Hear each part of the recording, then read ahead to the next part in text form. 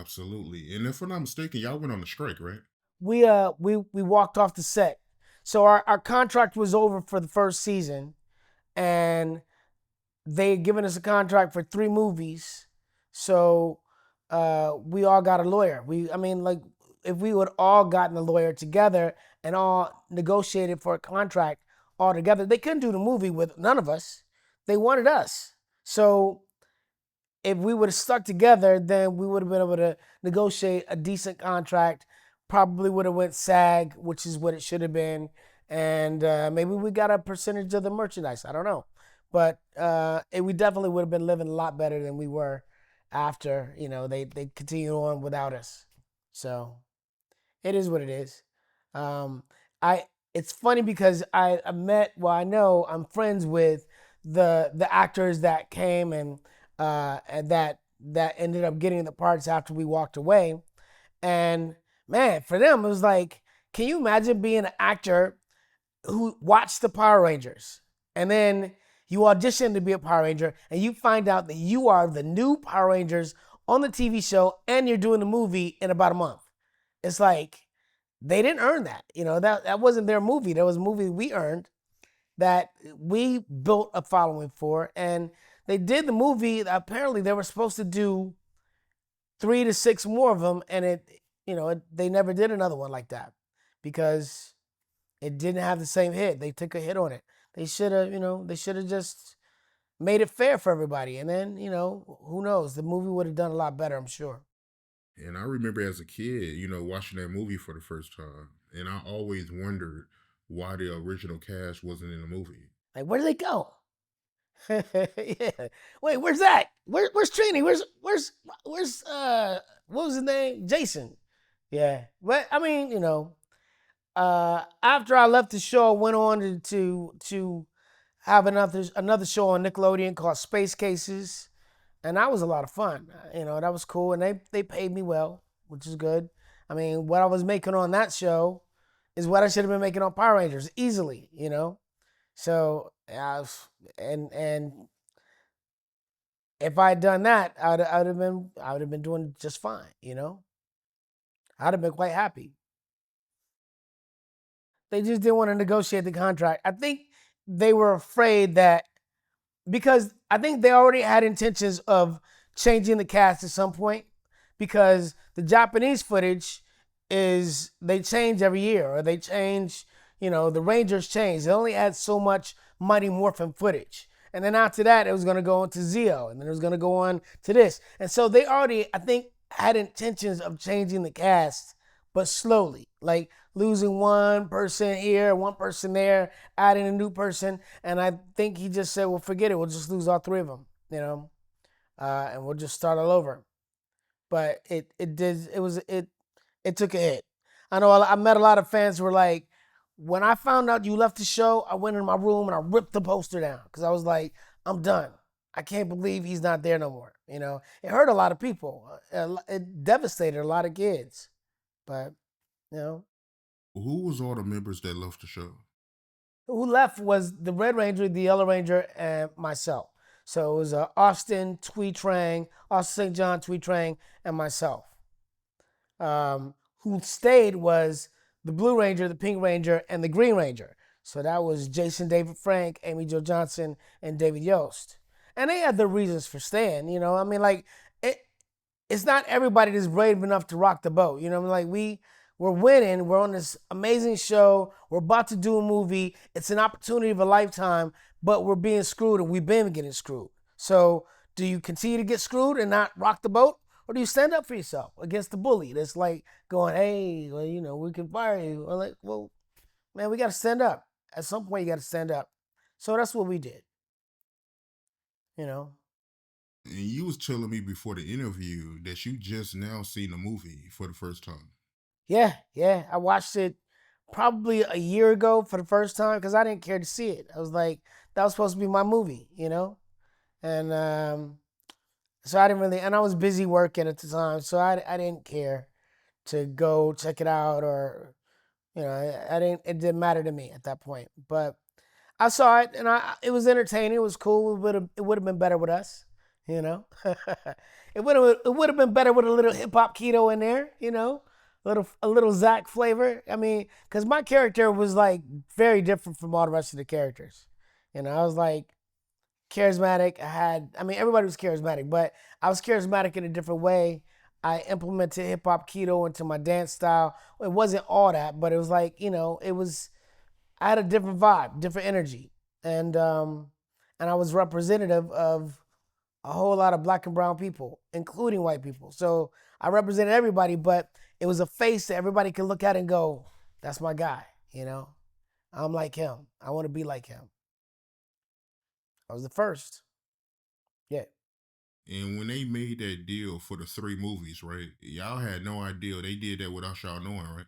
Yeah, yeah. It was that's what the movie was gonna be for. It was like the contract wasn't just for one movie. That was the catalyst to it all. It was like, oh really? So you're gonna give us this the contract. We're supposed to just take whatever you give us and not have an agent or a lawyer negotiate it for us. And I can tell you that the first movie was under $20,000.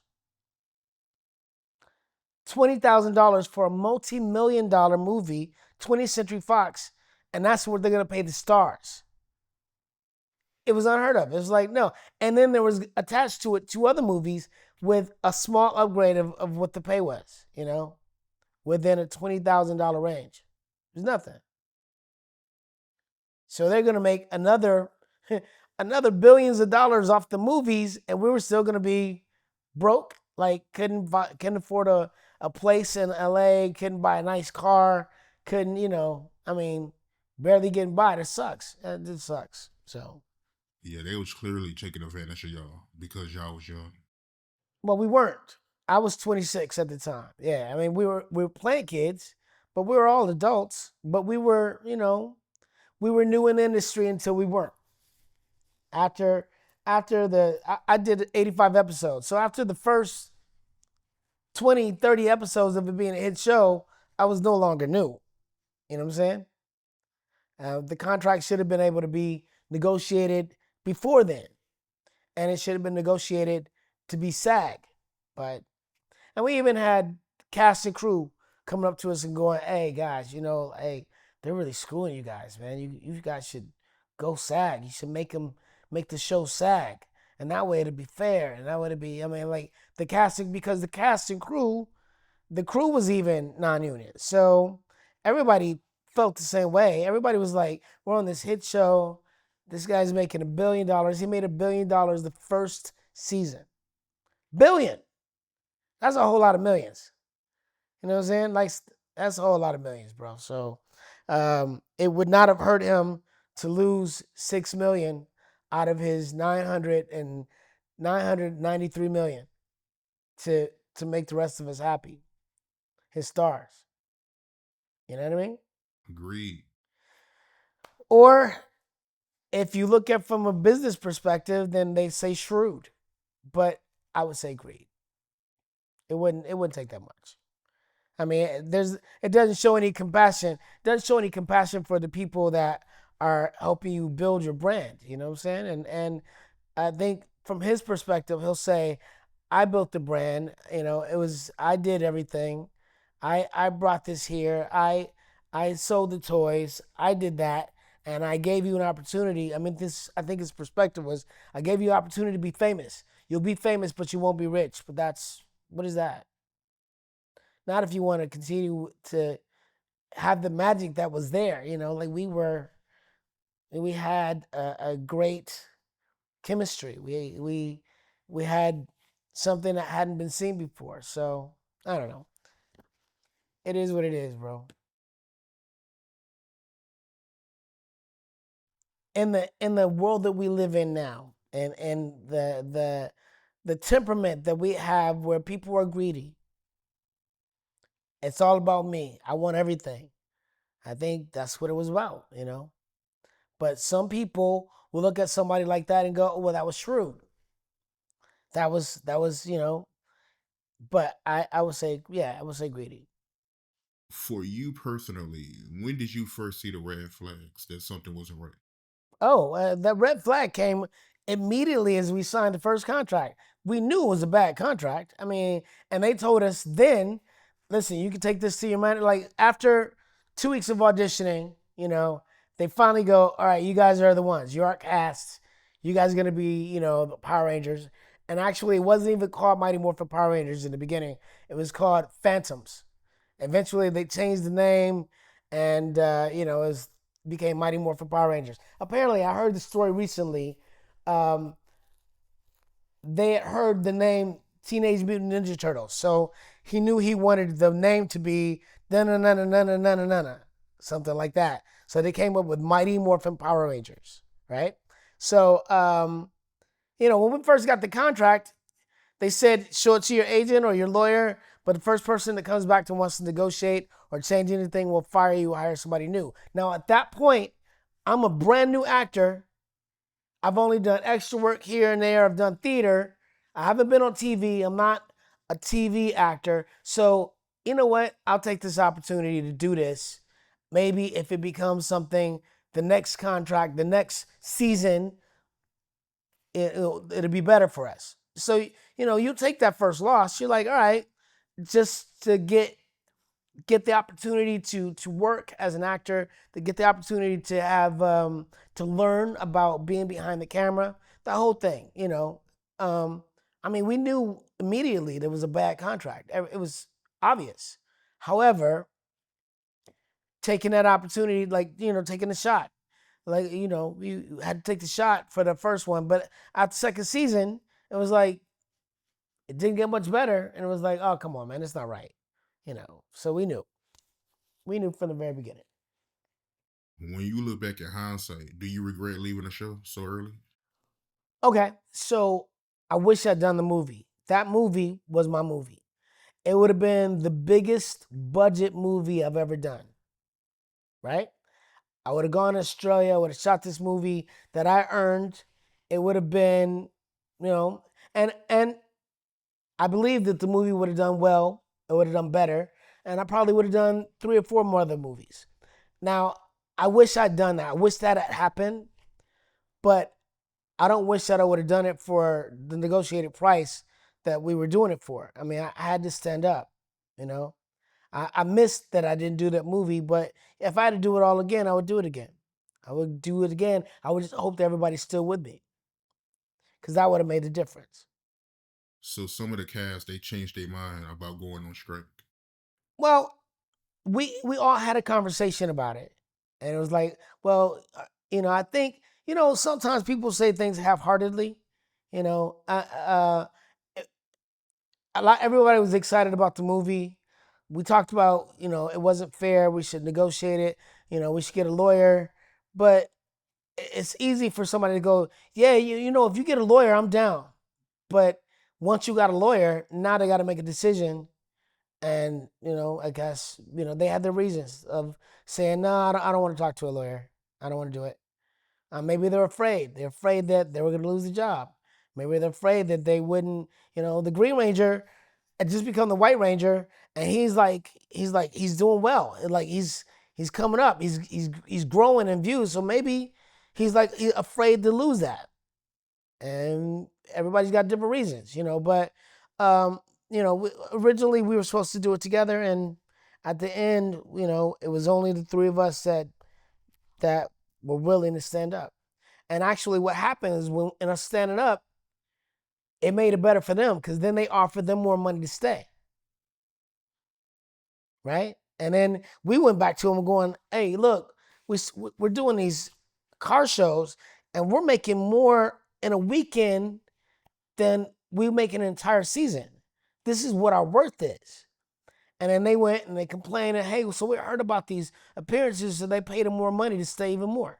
So we made it better for them, and they stayed, and we had to move on. Did they personally tell you that they was backing up? No, we were negotiating for the contract, and then we saw that they were having auditions, and I was like, "Wait, I thought we were negotiating to come back to do to finish it." And so yeah, it was unfortunate. Um, I think I was in Hawaii on a vacation with some fellas when I found out that it was no longer going forward. That they had hired three new Rangers and they were gonna do the film, and we weren't coming back to the show, and it was done. And I was like, man, wow, that's crazy. I'm like, I just had to figure out, well, I just got to move forward. Just got to keep going. I mean, and then the good thing for me was because the show was a hit and I was coming away from it. Uh, I had I had name value because I was on a hit show. So now in my audition process, because I'm a real actor. I'm like I've been acting. I had agents. I was pursuing acting. I didn't just like walk into it like, oh, the Red Ranger went to the audition for a bet. He never really wanted to be an actor. He just kind of happened to be the right guy for the part, and it worked out. But I had always dreamt of pursuing an acting career. So now when my agent, I was hotter. I was hotter in the industry. The guy that's coming from the Power Rangers, he's got get me I got a good agent. I got opportunities to audition, so I booked the show on Nickelodeon, and then I was booking Disney stuff, and they were making me offers, and it was like I had a better name in the industry than I would have if I didn't have the Power Rangers behind me.